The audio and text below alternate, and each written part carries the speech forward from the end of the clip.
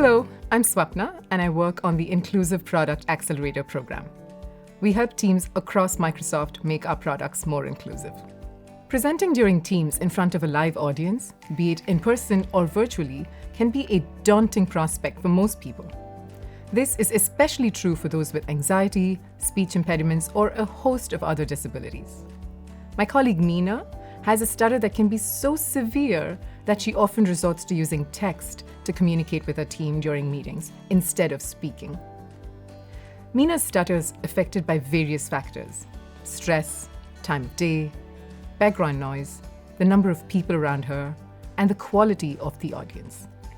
And she is at her best when she is well rested in a quiet environment all by herself and is not feeling stressed.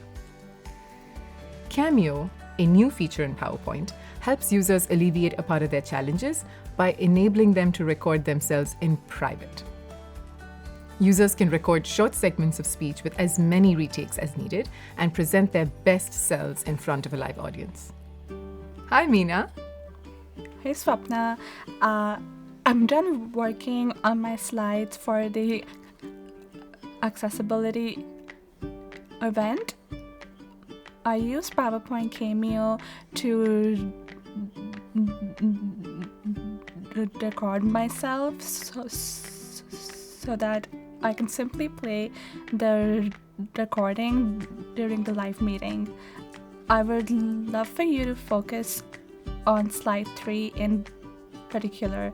Let me know what you think of it. Sure.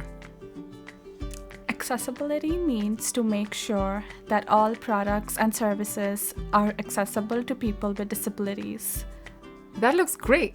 You mentioned you wanted to show me slide 3, and this new PowerPoint Live feature lets me navigate to slide 3 on my own. So let me do that.